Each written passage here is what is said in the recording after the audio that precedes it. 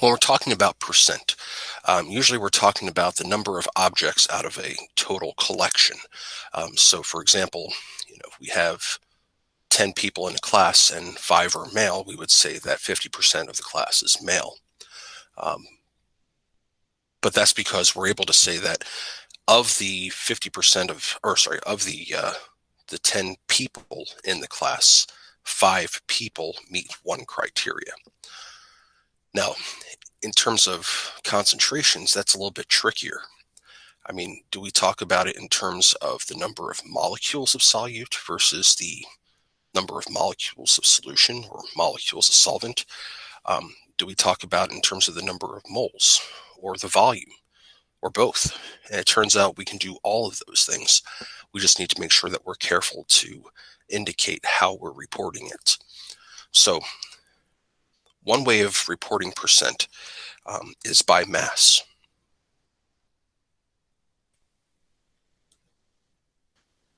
Okay, we call this percent by mass, and we write it down as percent with, in parentheses, m/m.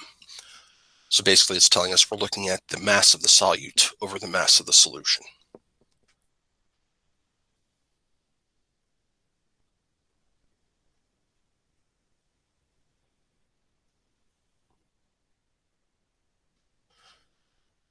Okay, keep in mind that the mass of the total solution is equal to the mass of the solute plus the mass of the solvent.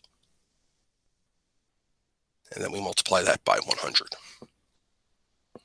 Okay.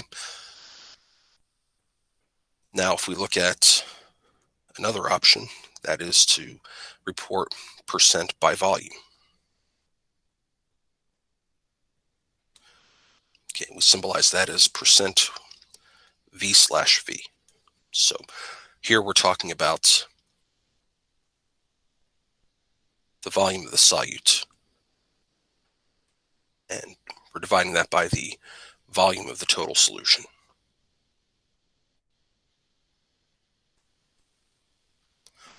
Here we have to be careful because the volume of the total solution is not necessarily equal to the sum of the volumes of the solvent and the solute. Okay, we have a law of conservation of mass, but there is no law of conservation of volume. That has to do with the way that the molecules of the solvent and the solute might interact with one another. Okay, and again, we multiply that by 100.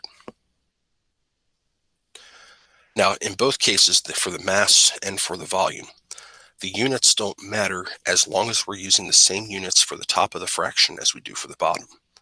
So if we're doing percent by mass, we can use grams to describe the mass, as long as we describe the mass of the solute in grams as well as the mass of the solution.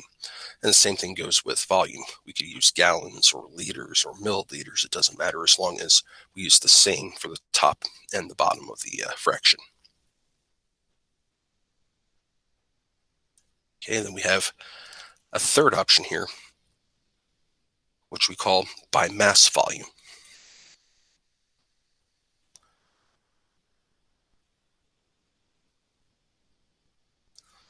Okay, so here we're looking at the mass of the solute.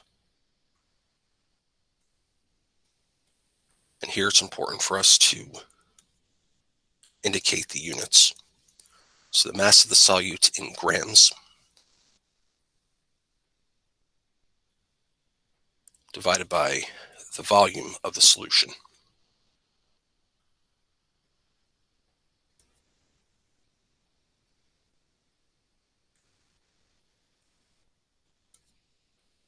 Okay, and that's going to be in milliliters. And again, times 100. Okay, so those are the three ways that we can express concentration in terms of percentages. Now, in addition to this, we can also express this in terms of units called parts per million.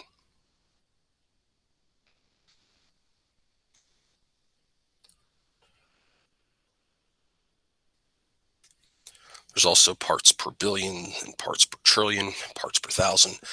And this is actually a lot like a percent. In fact, a percent is really a part per hundred. Okay, that's where that word comes from. So a part per million symbolizes ppms, and the number of parts per million is equal to the number of milligrams of solute per liter of solution.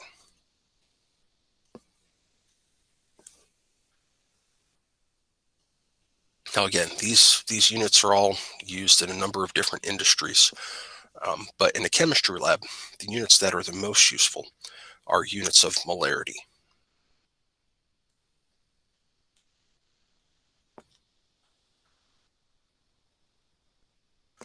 Okay, and molarity is defined as the number of moles of solute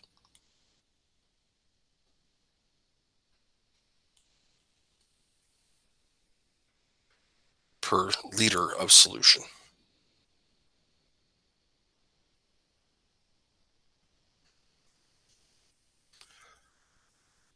Okay, so if we know the concentration of a solution and we know the volume, we can figure out the number of moles that are needed.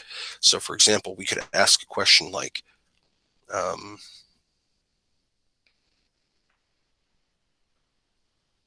how many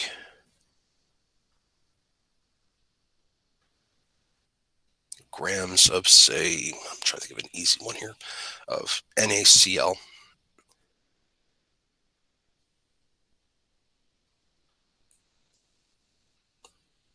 are needed to make 500 milliliters of a 1.50 molar solution. Okay, well, we're told the concentration, we're told the volume. Okay, we're told that we want to try to calculate for the number of grams, which means we need to figure out the number of moles first. Okay, so the molarity times the volume will give us the number of moles. So that's 1.50 times, it's 500 milliliters, so that's 0.5 liters. And that's going to give us 0.750 moles.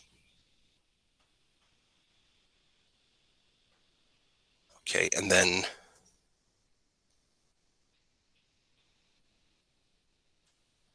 we can convert that to grams by using the molar mass of sodium chloride. Um, that's going to be, let's see here,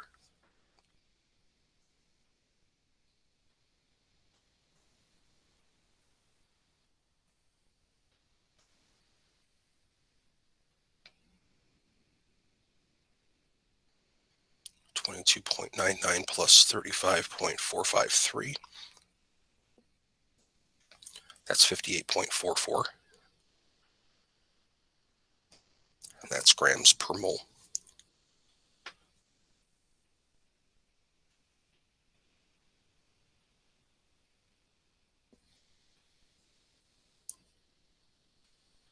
Which gives me 43.8 grams. Okay, so we can calculate the amount of a substance that we're going to need to make a solution. Additionally, we can also come up with new solutions by doing dilutions of a solution that we already have.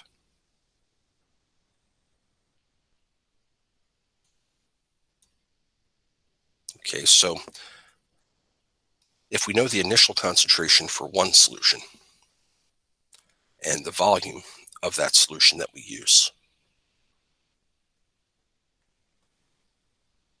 we can use that to either figure out the concentration of the diluted solution or the volume. Okay, so The first set of numbers refers to what we call the stock solution. Okay, the stock solution is the solution that you already know the concentration of, and you can take out any volume of that stock solution that you want. And these numbers here describe what we're calling the target solution. Okay, this is the solution that we're trying to produce.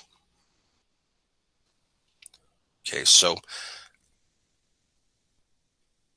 what we can say here is that, well, let's just try a practice problem with this.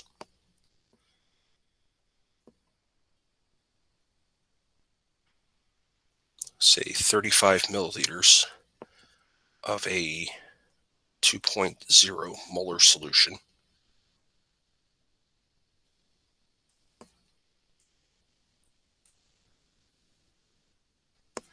is diluted to a total volume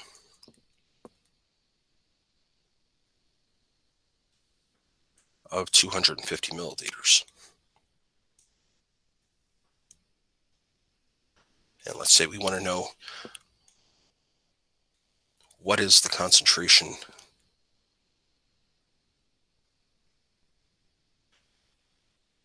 of the diluted solution.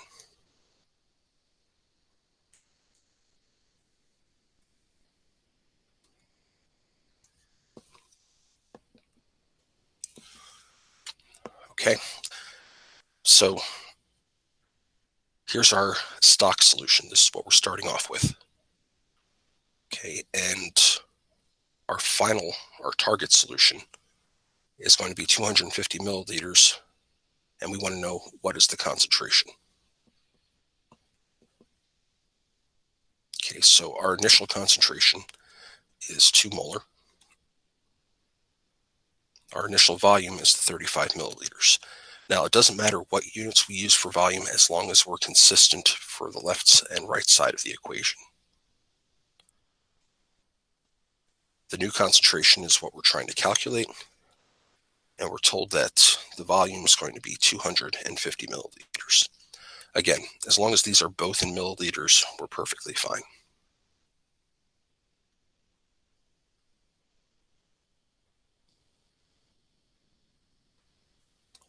Okay, then we can solve for M2.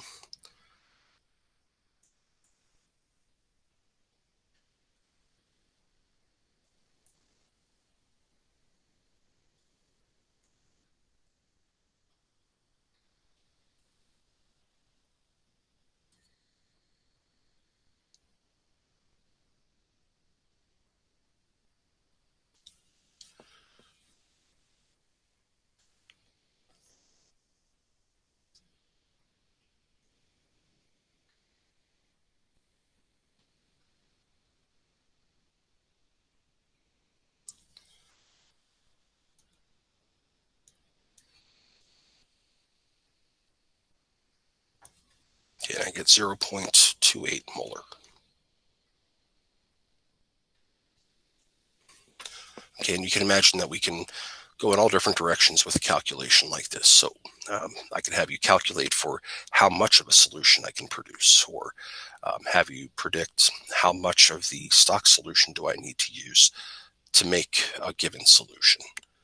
Okay, so basically you just need to be able to be prepared to solve for any one of these 4 variables. Okay.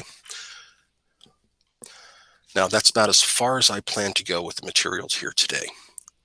I know that there was a question about whether or not this is going to be posted on Moodle. The quick answer is no. I was not planning on posting these. These were the reason why I made the video was just in case I did not have the ability to record tomorrow if my symptoms keep getting worse. So that was the plan for that. Does anybody have any other questions about the material itself?